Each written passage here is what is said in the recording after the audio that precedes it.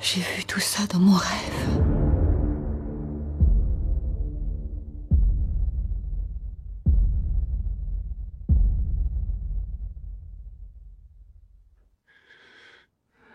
Mon rêve finissait ici.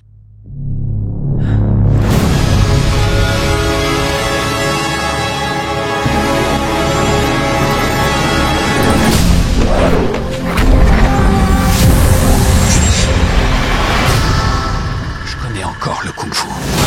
Bonjour à tous et bienvenue dans cette toute nouvelle vidéo. Aujourd'hui nous allons parler de Matrix Résurrection de Lana Wachowski, sorti le 22 décembre 2021. Matrix Résurrection nous replonge dans deux réalités parallèles, celle de notre quotidien et celle du monde qui s'y dissimule. Pour savoir avec certitude si la réalité propre est une construction physique ou mentale, et pour véritablement se connaître lui-même, Monsieur Anderson devra de nouveau suivre le lapin blanc. À la sortie de ma séance, je vous avoue que je suis sorti mitigé. Déjà, le côté méta, même si c'est plutôt sympa de mettre Warner le nez dans son caca, et les allusions auraient pu être moins explicites pour permettre plus d'analyse. Ici, pas besoin, c'est dit clairement comment on fait un film aujourd'hui. Je suis persuadé que tu comprendras pourquoi notre bien-aimée compagnie mère Warner a décidé de produire une suite à la trilogie. Quoi? Ils m'ont informé qu'ils allaient le faire avec ou sans nous. Je croyais qu'ils pouvaient pas faire ça. Bon, ça c'est pour la première partie, là où c'est moins explicite, c'est le personnage de l'analyste joué par Neil Patrick Harris, et c'est là que le double sens a beaucoup plus de subtilité puisqu'il est l'algorithme des HBO Max. Il décide même de contrer le bullet time de sorte à avoir un coup d'avance sur les élus de cette matrice. Le rapport forcément à la transsexualité puisque Lana se transpose directement sur ses personnages entre Neo et Trinity, les deux cocons symbolisant le passage de Neo à Trinity pour Lana, l'impression de ne pas être soi-même, où ce monde n'a plus de sens, que nous suivons un chemin défini par quelqu'un d'autre que soi. Le premier Matrix évoquait cela, mais dans sa première partie, c'est ce que j'ai aimé car la mise en scène brille justement sur ce point. Lana dispute le système, elles vont se libérer de la matrice en criant haut et fort qu'ils vont enlever ces chaînes de connexion et créer des ponts vers cette humanité. Pourtant, depuis 2003, nous nous sommes encore plus enfermés, isolés, devenus individualistes dans cette hyper-connexion en se parlant de moins en moins dans le réel. La première partie du film, Neo est seul. Il est le seul presque à éviter les écrans pour leur échapper, quitte à se tuer pour vivre. Beaucoup disent que Lana ne souhaitait pas faire ce film. En réalité, je pense le contraire. Le monde actuel a évolué depuis 2003. En 1999, Internet débarquait dans les foyers. Les sœurs Wachowski y voient une forme d'enfermement de soi, le contraire de leurs convictions. Un message d'espoir nous est ainsi donné en 2003 lorsque la révolution est montrée. Celui de la réconciliation vers cette humanité perdue. Pourtant, si Matrix Résurrection existe, c'est bien une volonté à mon sens pour Lana de faire les derniers messages d'usage en nous disant clairement que nous avons encore besoin de Neo, mais aussi de Trinity pour nous libérer. Les machines sont encore là, appelons-les les serveurs qui emmagasinent les données puis nous indiquent comment vivre. Après, il y a aussi les points négatifs avec des extraits de l'ancienne trilogie qui, pour ma part, dénaturent la personnalité de ce Matrix 4. Même si je comprends Lana de mettre quelques extraits pour corriger la véritable colorimétrie de sa trilogie. L'apparition du mérovingien, très gênante. Toi! C'est bien toi, Neo! Oh, tire! Tu m'as volé ma vie, la chatte de ta grand-mère, la pute! Je vais baiser tes ancêtres! T'es mort, fils de pute! Oh, Seigneur!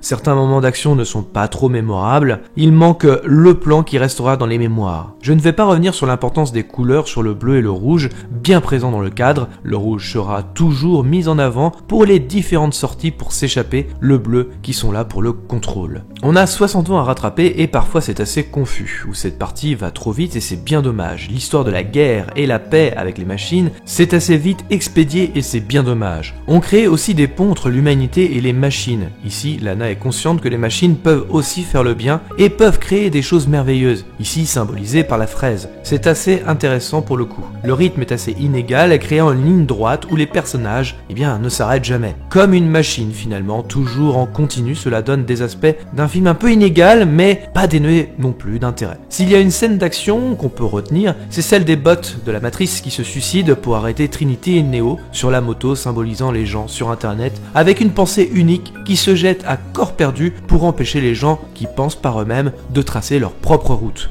Un message anti-communautaire bien huilé. Le message plutôt bien trouvé de Trinity sur sa condition de femme devrait avoir le choix si elle a envie d'avoir des enfants ou non. La pression de la société que nous devons tous adopter est assez bienvenue. D'ailleurs, certains y voient un message un peu féministe, mais je pense que c'est pas du tout le cas, annulé par une réplique envers l'analyste où Trinity dit se servir des enfants est une honte. Tu pourrais pas la contrôler un peu?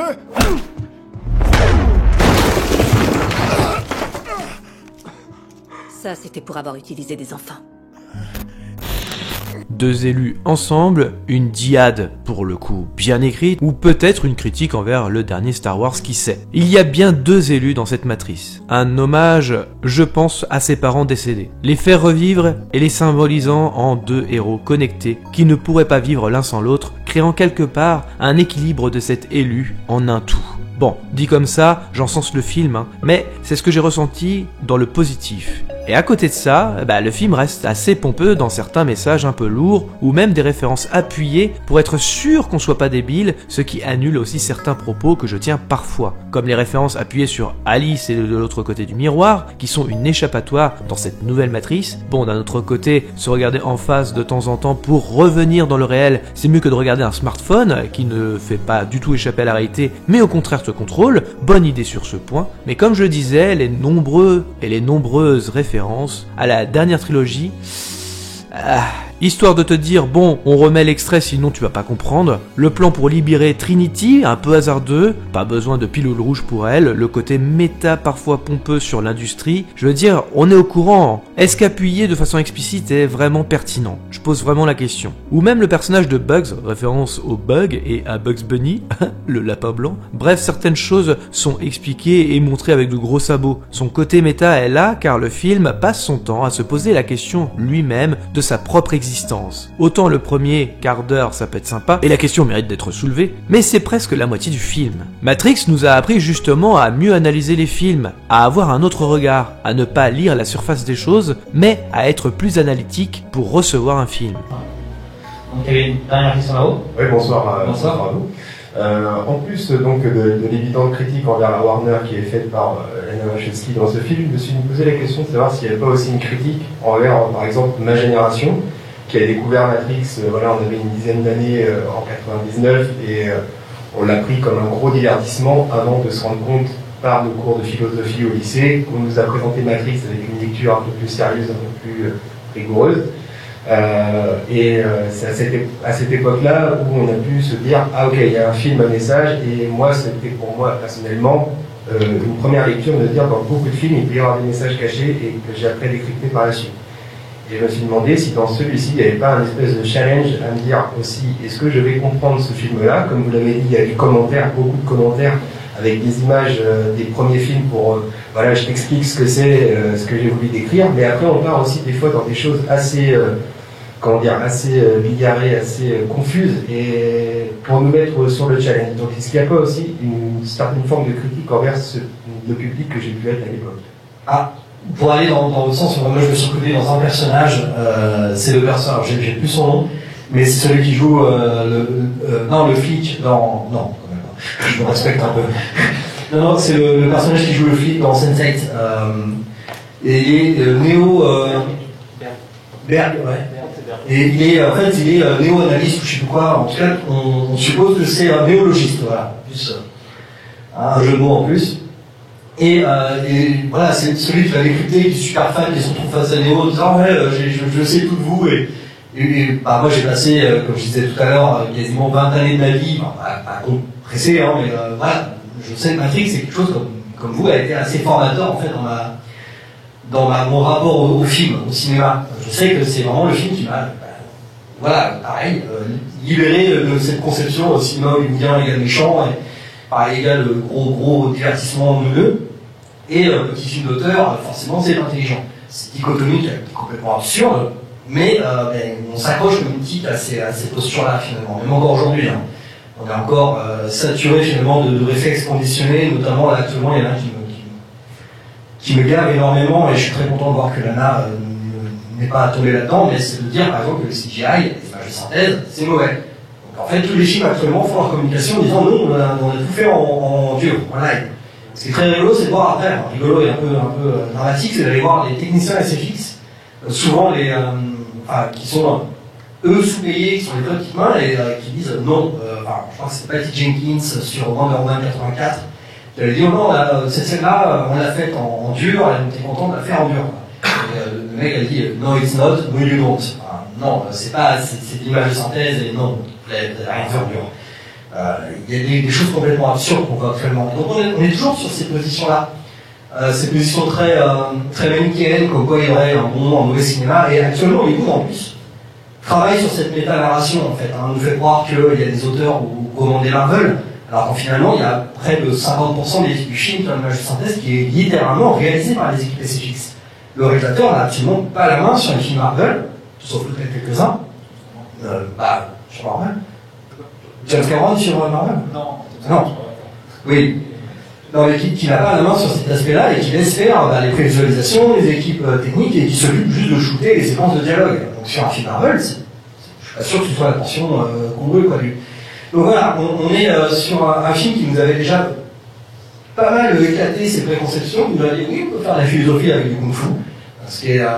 Oui, on peut en plus faire un blockbuster, c'est quand même l'un des happenings les plus dingues de l'histoire de la planète, de l'histoire de Hollywood, de la trilogie Matrix. C'est littéralement un blockbuster dont la suite nous explique qu'on n'a rien compris. C'est quand même assez violent, en tant que spectateur. Wow. C'était, on se fout la gueule, quoi. Et le film te dit oui. Oui, maintenant c'est à toi d'essayer de remonter au niveau du truc et de comprendre, quoi. Donc voilà, là, il y a encore cette volonté-là quelque part, mais plus directe. Je pense que ce film-là fait aussi quelque part boucle leur filmographie, boucle le début de leur carrière, donc avec Matrix, puisque Bound, c'était quelques années avant, mais c'est surtout Matrix qui les a fait. Moi je les connais depuis Matrix en fait, Bound je l'ai vu longtemps après. Et là on a vraiment, comme on disait tout à l'heure, l'équipe de Sense8, que ce soit John Toll, tous les acteurs, les scénaristes, Alexander Raymond et David Mitchell, qui est l'auteur du livre Cloud Atlas, et Alexander Raymond qui était scénariste, donc qui est un écrivain, et qui était scénariste sur la seconde saison de Sense8. Non, sur la seconde saison aussi, il me semble. Le final, en tout cas sûr, mais bon, on vérifiera. Donc voilà, il y a ce qu'il est en fait, et dans les dernières saisons de Sense8, elle prenait plus de gants. Comme tu disais tout à l'heure, Lily Wachowski par exemple, on a marre d'avoir des messages cachés, de dire maintenant elle dit si j'ai quelque chose à dire je le dis. Et les deux dernières, la saison 2 de Sense8 et surtout le téléfilm final, ne s'embarrassaient plus pareil de montrer, de symbolique ou quoi comme ça, ou choses comme ça. La scène post-générique m'a fait rire au début, puis avec recul, pareil, oui on sait que les scènes crédits ne servent à rien, et sont faites par des gens qui regardent ce que les gens aiment sur les réseaux sociaux, pour dénaturer les propos des films anciens, quitte à être incohérents. En résumé, Matrix fait beaucoup parler, et les analyses du film sont toutes passionnantes, même celles qui défoncent le film, car chacun a reçu le film de façon différente. Ce film divise, et j'ai envie de dire tant mieux, car il fait une proposition, il tente des choses malgré que ça dégueule de nostalgie, et la critique en même temps. Ça fait du bien de pouvoir débattre d'un film que chacun a perçu de façon différente. Ce n'est pas une toile vierge. Il y a des messages, des convictions, des tentations, bref, un film qui provoque soit une déception, soit une réussite. J'ai aimé le film, même si je reste mitigé sur certains éléments. Mais je l'ai mis carrément dans mon top, que vous verrez la semaine prochaine, car il me fait encore poser beaucoup de questions. Il me fait encore réfléchir. Et s'il devenait marquant au fil des années, je me pose vraiment aussi la question. Et si le film a encore des choses à nous révéler après certain nombre de visionnages? Et si le film mérite d'être digéré au lieu d'être déçu tout de suite?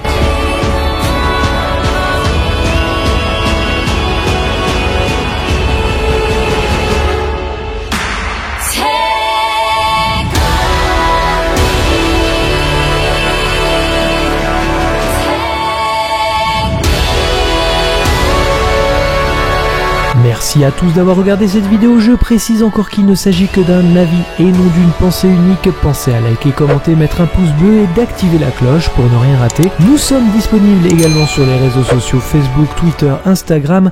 Dans tous les cas, rendez-vous dans les salles obscures pour de nouvelles aventures.